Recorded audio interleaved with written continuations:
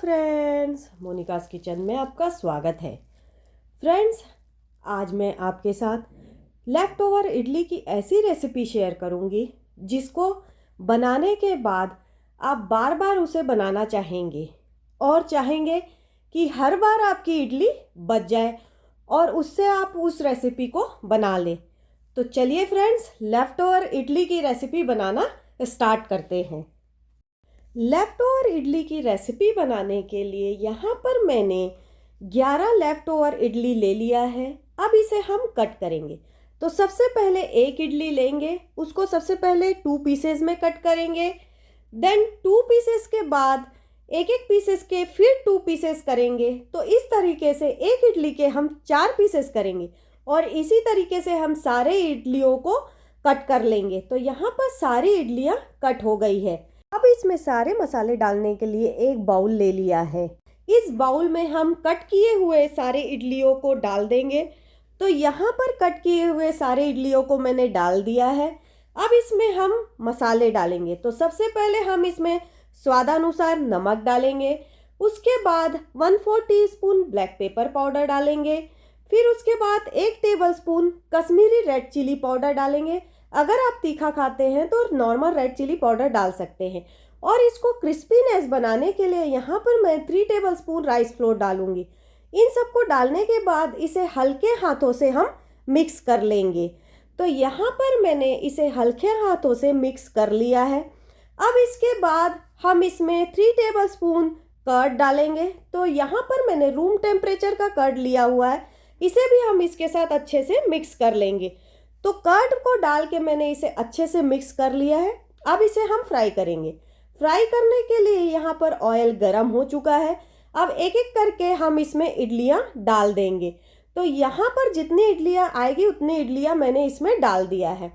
अब तुरंत ही आपको इसे पलटना नहीं है, नहीं तो ये एक दूसरे से चिपक जाएंगे और ऑयल पी लेंगे। अब ये एक साइड से पक चुका है। अब इसे हम पलट देंगे और दूसरे साइड से भी इसे पका लेंगे।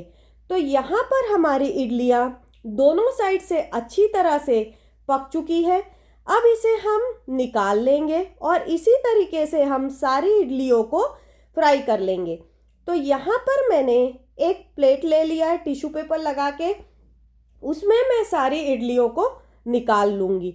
तो यहाँ पर मैंने सारी इडलियों को निकाल लिया है और इसी तरीके से हम सारी इडलियों को फ्राई कर लेंगे। तो हमारी सारी इडलियाँ फ्राई हो गई है। अब इसे हम टेम्परिंग करेंगे। टेम्परिंग करने के लिए यहाँ पर मैंने एक कढ़ाई ले लिया है। इस कढ़ाई में 1 टेबलस्पून ऑयल डाल दिया है। ऑयल हमारा गर्म हो चुका है। अब इसमें हम 1 टीस्पून राई डालेंगे। उसके बाद 1 टीस्पून सौंफ डालेंगे। सौंफ के बाद 1 टीस्पून चॉप्ड जिंजर डालेंगे और उसके बाद 1 टीस्पून चॉप्ड गार्लिक डालेंगे। गार्लिक डालने के बाद 3 सूखी लाल मिर्च को तोड़ के डाल देंगे और इन सबको अच्छी तरह से चला लेंगे। अब इसके बाद हम इसमें 4 टेबलस्पून कर्ड डाल देंगे। कर्ड डालने के बाद हम इसे स्पून की सहायता से चलाएंगे। अगर कर्ड फट जाए तो आप घबराइएगा नहीं। अब इसके बाद अब इसमें हम 2 tablespoon Kashmiri red chilli powder डाल देंगे। 1/2 टीस्पून कोरिएंडर पाउडर डाल देंगे। 1/4 टीस्पून हल्दी पाउडर डालेंगे और 1 टेबलस्पून कड़ी पत्ता डाल देंगे। और इन सबको डालने के बाद अच्छी तरह से हम इसमें मिक्स कर लेंगे। तो यहाँ पर अब ये अच्छी तरह से मिक्स हो चुका है। अब इसमें हमने जो फ्राई किया था इडली, उसे इसमें डाल देंगे।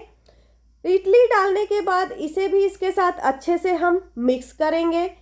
अब इसके बाद अब इसमें हम स्वादानुसार नमक डालेंगे और उसके बाद 1/4 टीस्पून ब्लैक पेपर डालेंगे और 1 टीस्पून चॉप्ड कोरिएंडर लीव्स डाल के इसको अच्छी तरह से हम मिक्स कर लेंगे। तो ये हमारी इडली 65 बन के रेडी है। अब इसे एक बाउल में ट्रांसफ़र कर देंगे। तो ये हमारी इडली 65 बन के रेडी हो गई है। फ्रेंड्स, अगर ये वीडियो आपको अच्छी लगी हो तो इसे लाइक और शेयर करना ना भूलें। और फ्रेंड्स, अभी तक आपने मेरे चैनल को सब्सक्राइब नहीं किया है तो सब्सक्राइब कर लें और बेल आइकन पे क्लिक करना ना भूलें ताकि जो भी मैं नया वीडियो डालूं उसका नोटिफिकेशन आपको मिल जाए।